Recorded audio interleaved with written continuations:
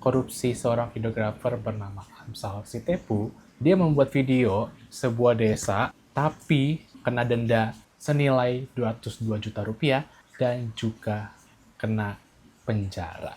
Jadi kita langsung aja bahas ke videonya.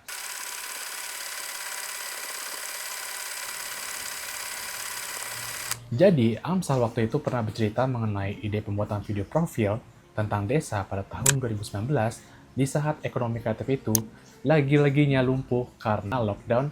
Lockdown itu karena kena COVID-19. Nah, dengan modal kalian profesionalnya dia menawarkan proposalnya senilai 30 juta rupiah per desanya. Menurut Amsal, angka yang ditawarkan itu sangat murah karena baik lagi, mengingat risiko kerja di lapangan, termasuk juga kehilangan unit drone yang jatuh di saat proses pengambilan gambar dan video.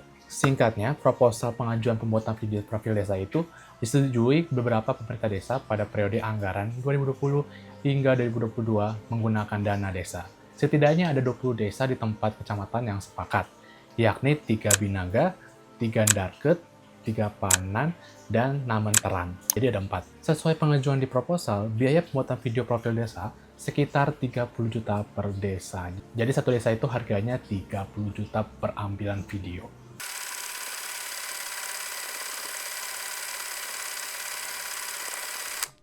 Jaksa Penuntut Umum atau JPU mendakwa Amsal dengan dugaan korupsi.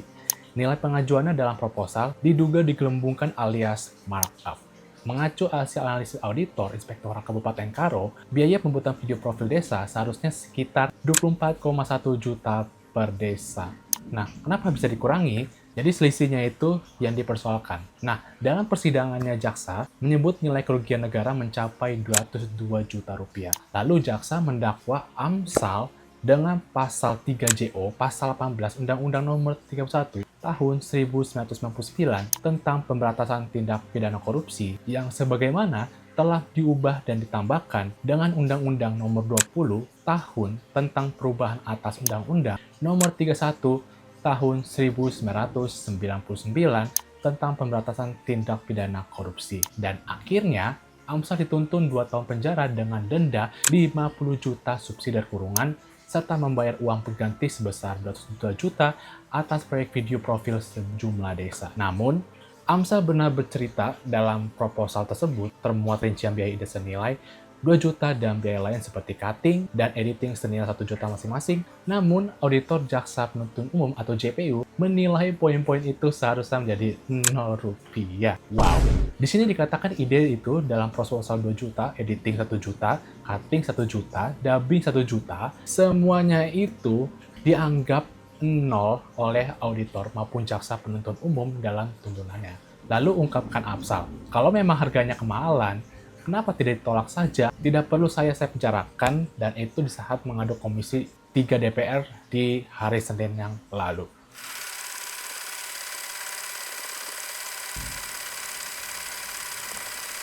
Komisi 3 DPR menjuruskan kepada Majelis Hakim Pengadilan Negeri Medan memberikan keputusan bebas atau setidaknya hukuman ringan kepada videografer, yaitu Amsal Sitepu sendiri, karena fokus pada keadilan substantif yang menjadi dasar permintaan agar proses hukumnya tidak mematikan kreativitas pekerja seni di Indonesia.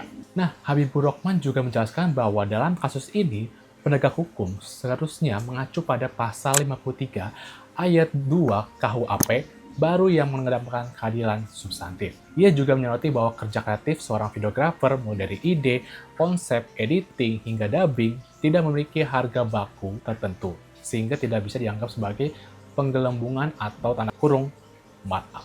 Ia juga mengingatkan agar kreatif putusan pengadilan tidak menjadi presiden buruk yang kontraproduktif terhadap iklim industri kreatif nasional akibat ancaman overkriminalisasi. Lalu si Habibur Rahman ini mengungkap secara substantif kerja kreatif videografer tidak memiliki harga baku tertentu sehingga tidak bisa dikatakan terjadi penggelembungan atau markup dari harga baku.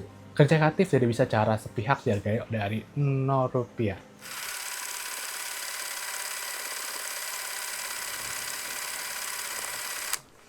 Selain mendorong vonis bebas, Komisi 3 DPR juga menyoroti nilai kerugian negara sebesar 202 juta dalam kasus ini.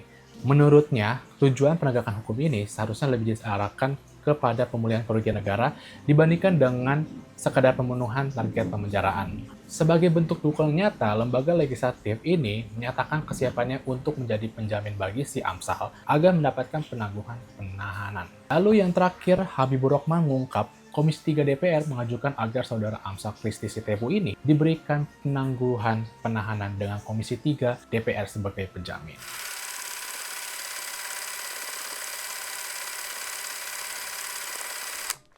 Bagaimana tanggapan kalian mengenai kasus ini? Kalian bisa tambahkan di bawah kalau misalkan aku kurang punya video ini. Dan ya, mungkin video sampai segini teman-teman ya. Kalau kalian punya tambahan, kalian bisa komen di bawah. Punya request, kalian bisa komen aja di bawah. Seperti biasa, jangan lupa like, komen, dan subscribe supaya channel berkembang. Terima kasih sudah nonton dan sampai jumpa di video berikutnya. Bye-bye.